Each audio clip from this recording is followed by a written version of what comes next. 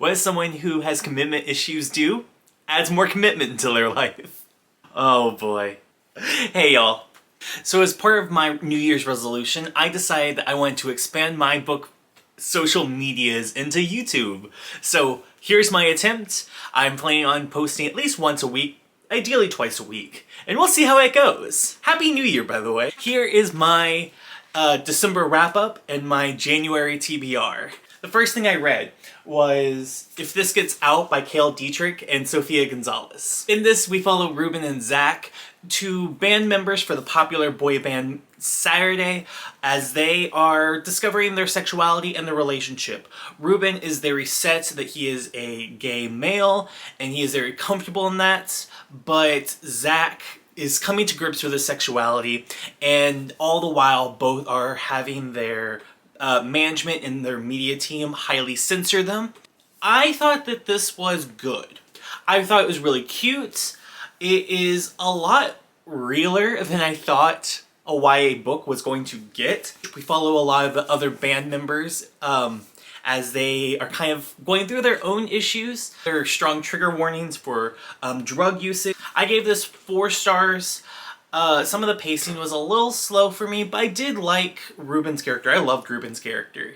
Zach's character was a little bland for me. The next thing I read was Red Rising by Pierce Brown. I got recommended this book on Book Talk. This is the first in the Red Rising trilogy.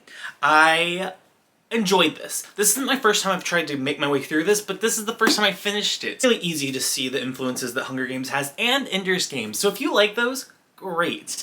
Great, because that's what we're working with here. In the world of Red Rising, we have a class system that's broken up by colors, with the gold being the elite of the elite, and the reds being kind of the grunt workers who do a lot of the mining work. They aren't given a lot of information, and so we follow Darrow, a red who has been kind of subjugated to a lot of brutality his entire life, and is kind of comfortable with that fact, but through a series of unfortunate events, he kind of comes to realize that he's being mistreated and starts to go on a journey to become a gold. It had a lot of pacing issues in the first half. It's a lot of world building, but more than that, a lot of the characters don't feel super fleshed out, and it feels like Pierce Brown was trying too hard to make this Hunger Games. In the second half, it really picks up.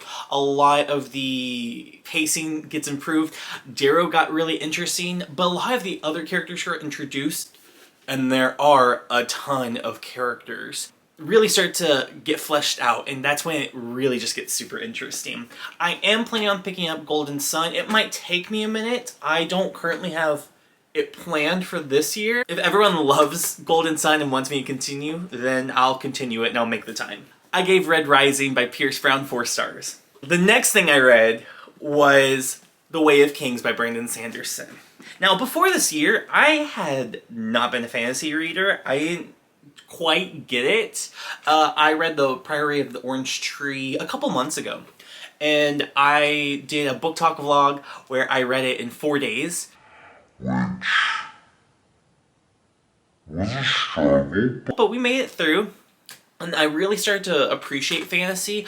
I read Brandon Sanderson's Skyward a couple months ago and enjoyed it. So I challenged myself by the end of the year. I wanted to read The Way of Kings. There's no plot in this book. Let me just say that. This first book has no plot. I hear it gets more clearly defined later on. I've had tons of people tell me the Words of Radiance was their favorite book this year, but this first one has no plot.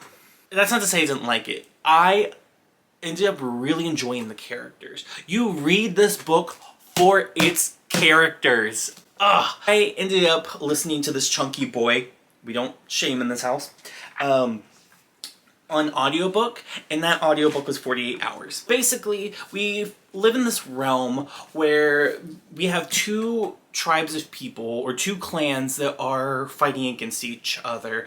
We have the Arethi? Arethi. Arethi. Arethi? Arethi. And then we have the Parshindi.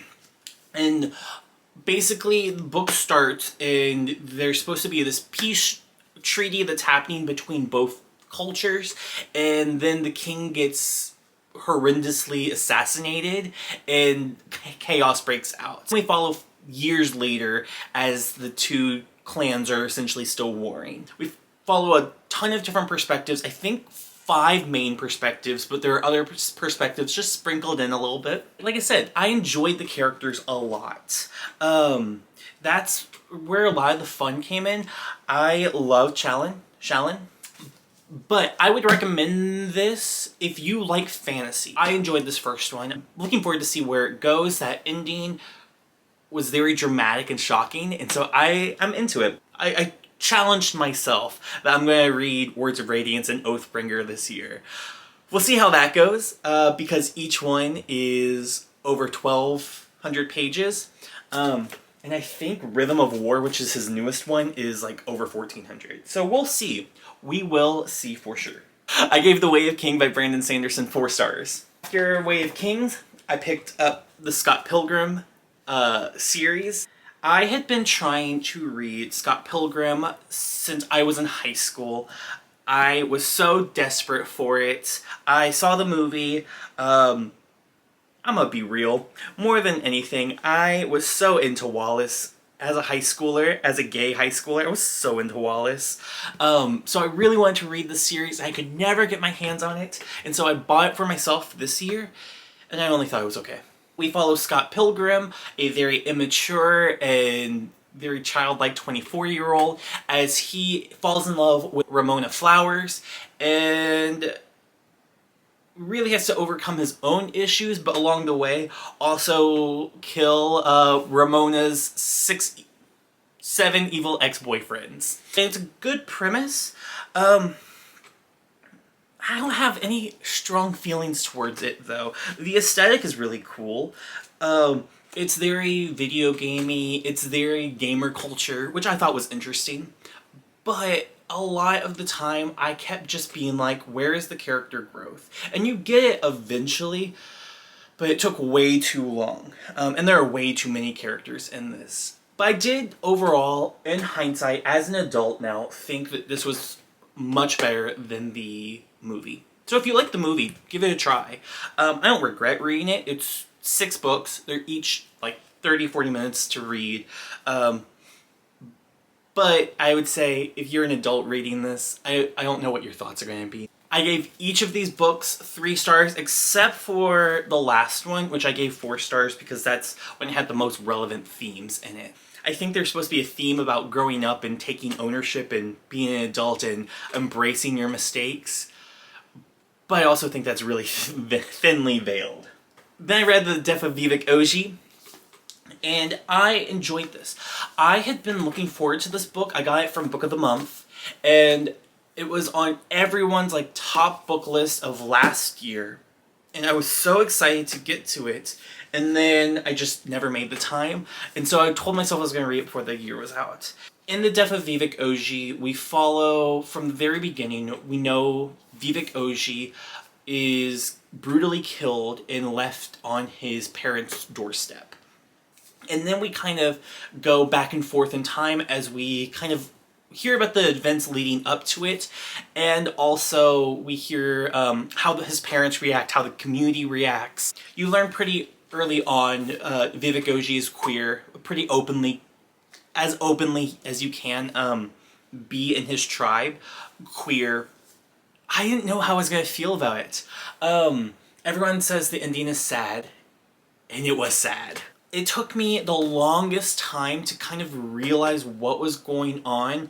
I kept questioning myself for the first half, like, okay, I feel like there has to be something more happening here because Vivek Ogee was such a weird character. It was such an interesting character. And then we hit basically the big twist towards the end, and it was like, oh, this all makes sense. I love it. I stan it. I didn't love all of the different perspectives that are in this book. In Vivek Ogee, we follow Vivek's perspective, we follow his cousin's perspective, we follow his mother's perspective, we follow other cousin's perspective. And they all kind of have their own things going on, and some of it's not related to Vivek. But it took too much away from the story for me, to the point where I lost track of some details. But everything related to Vivek was beautiful. It was great. I gave this 4 stars. So that was everything I read in the month of December. Now, here we go for my TBR in January. I've started to read the Aurora Cycle books already. I read Aurora Rising last October, and I only thought it was okay. I started reading it on a recommendation, and I enjoyed it. So if you don't know what this series is about, basically we follow Earth, I think, like 100 or 1,000 years from now. There's not that large a difference between the two, right? We follow people from Earth a long time in the future in this kind of battle academy, where people are being trained for space combat and space diplomacy. And then we follow as this one very top of his class student finds a girl on a spaceship who has basically been lost in time. She got cryogenically frozen and has no memory for like the last couple 100 years. And chaos happens, and this elite group is forced to kind of survive.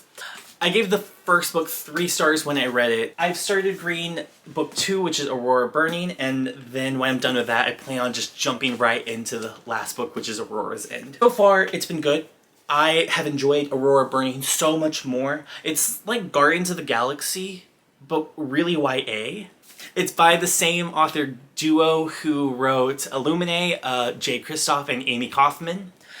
So if you have read that, you know their pacing can be really quick, and the book is pretty much the same way. It's been super interesting and fun, and I've loved this kind of found familyness of it.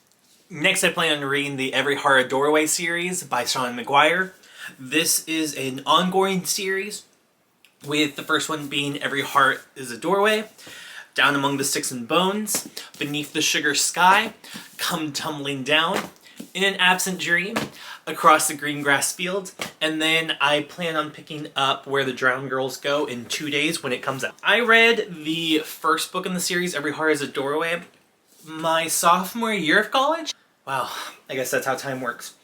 And it was pitched to me as sprawling, kind of like fantasy, portal fantasy, maybe like YA elements. And it is some of those things, but it is a lot cozier than I was anticipating and probably ready for. So I only gave it 3 stars when I first read it. But it's about these groups of kids who go on these epic fantasies, but then when they return to reality, suddenly they don't know how to cope with how, I don't want to say cynical, but how non-magical the world is. So I'm super interested. I think I'm going to probably make this into a reading vlog where I read all 7 books and kind of give my little takeaway from it. Next, I'm planning on reading Finley Donovan is Killing It. Basically, from my understanding of it, this is kind of a cozy thriller of a kind of mom who's trying to be a writer who gets mistaken one day for a contract hit person and kind of gets coerced into killing, or supposedly supposed to be killing, this woman's husband. I also plan on reading Manhunt, which is definitely not a cozy read, by Gretchen Felker Martin. This is an art copy I was graciously gifted from Tor Books, Tor Nightfire specifically. And basically, in this we follow a apocalyptic world where humanity has kind of turned savage. We follow a group of trans survivors as they are trying to survive. My understanding of this is that it's supposed to be very brutal, it's horror, it's very gritty. It goes on sale next month, so I'm excited that I get to kind of get a glance into this. Finally, if I have time, which that's a big if, I am planning on reading Mistborn. or I guess specifically Mistborn, The Final Empire. I know it's like the trilogy is Mistborn. My understanding of this is it takes place in a fantastical world, where I think magic is dependent on different types of metal that you ingest, I think is how I've heard it kind of described. And we follow in this first book a kind of heist story, which is super exciting. I never would pair fantasy with heists, and yet now apparently I have one. Everyone talks about this series. Everyone says that this is like the go-to trilogy to start with, so I'm super excited. But like I said, that's only if I have time. It's a little beefier at just like around 600 pages, so we're going to check it out if we can. I'm going to read it this year. I know I'm going to read it this year. If I don't read it this month, I'm going to read it next month. My goal for this year is that I'm going to read, or at least get caught up on Skyward series. I'm going to read the first 3 books of the Stormlight Archives, and then I'm going to completely read this first trilogy. I know that there's a second companion trilogy that's currently coming out. I think the final book in that trilogy is either coming out soon or is out. But I'm starting to fall in love with some of Brandon Sanderson's world building and some of his writing. It's very action heavy. It's very pacing and paced well. And like I said earlier with Way of Kings, his characters are pretty interesting as well. And that's my TBR. How was your reading year last year? What is on your docket for this month, or what did you just finish reading? Let me know. I am planning on making videos once, maybe twice a week. I hope to kind of get to know some of y'all. Alright, I'll see y'all later.